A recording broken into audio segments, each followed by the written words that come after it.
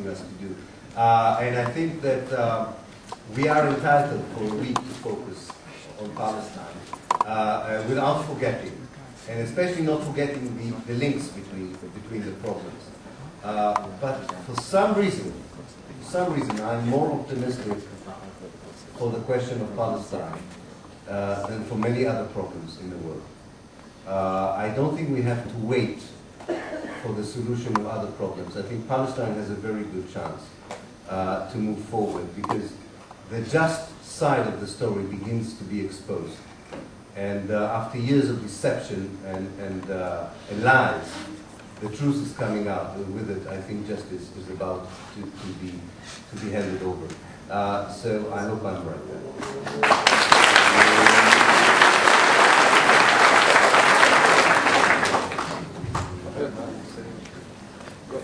First of all, I wanted to thank you very much for coming to speak to our campus today. It's very appreciated. My question might be a little bit more psychological than historical, but I still hope you can answer it for me.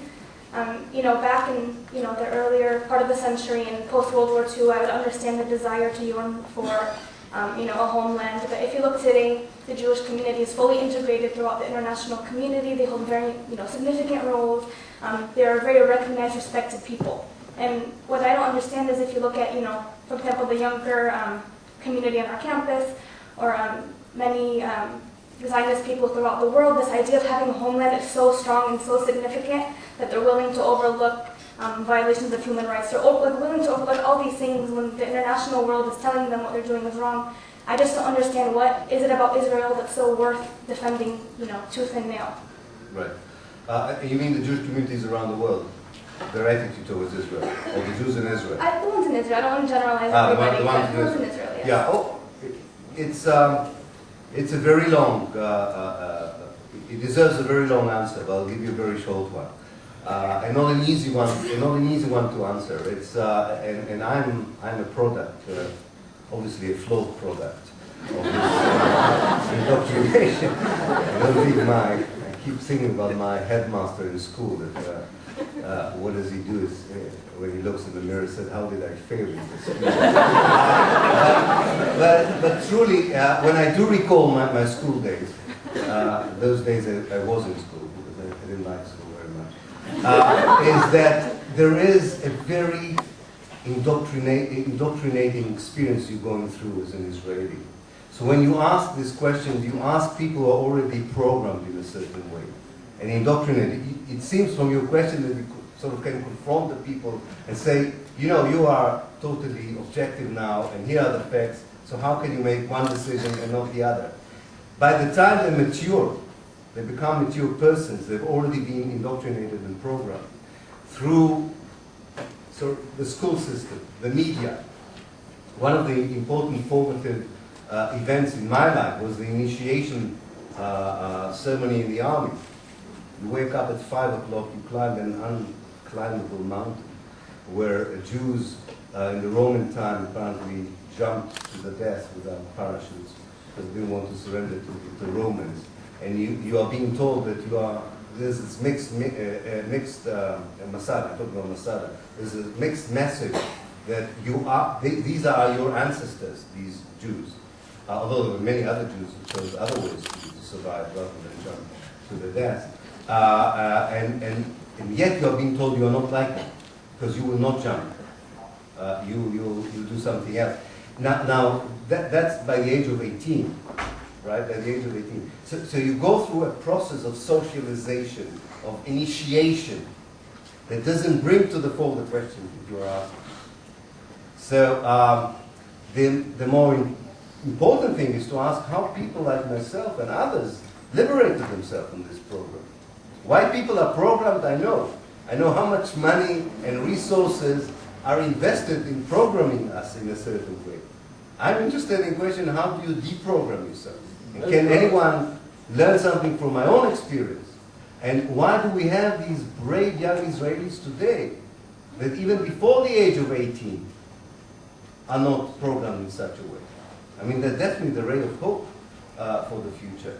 And I think it shows you that even in a hermetic, indoctrinated society, human beings who have decency and self-respect sometimes there is one moment in their life when they are confronted with a reality which does not fit the indoctrination. But they need a lot of help. We need to help from the outside for this to happen.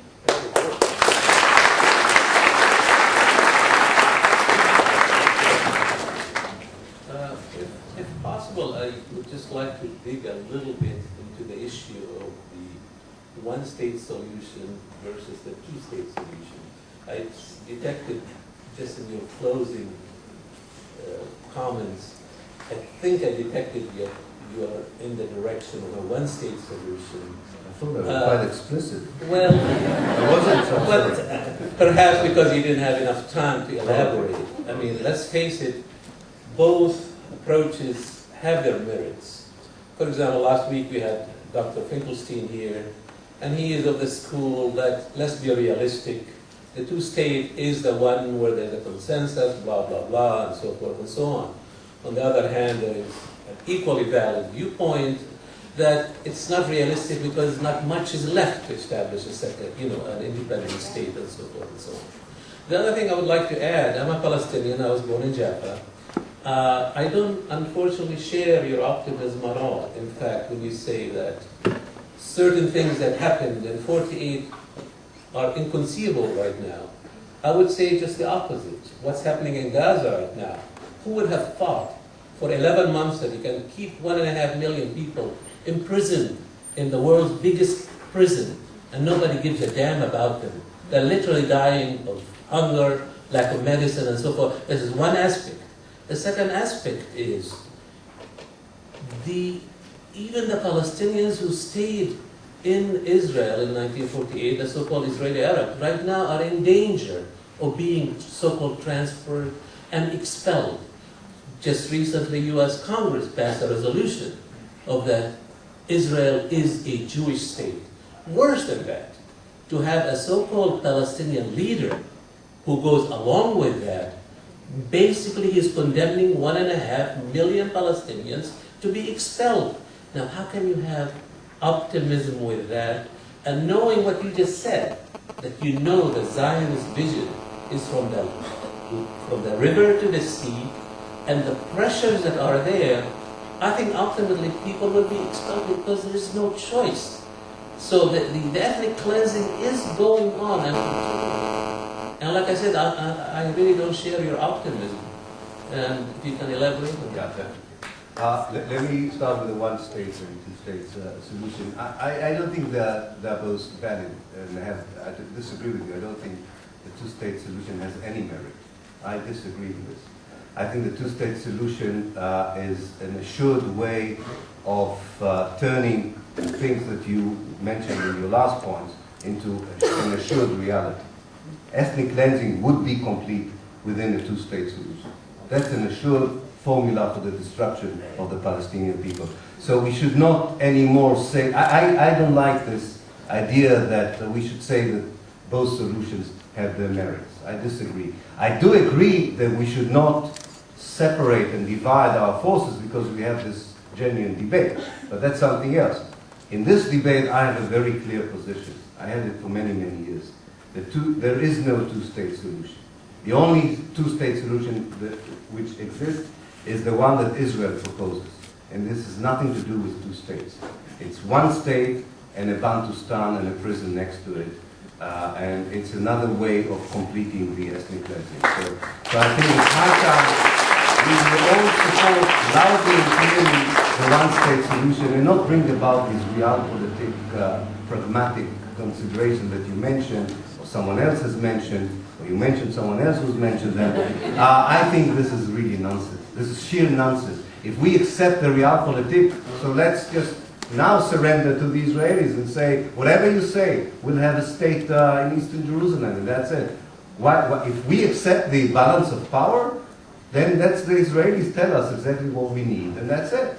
So the two-state solution is just another way of surrendering to a Zionist project. The one-state solution is an alternative to the Zionist project for the benefit of everyone concerned.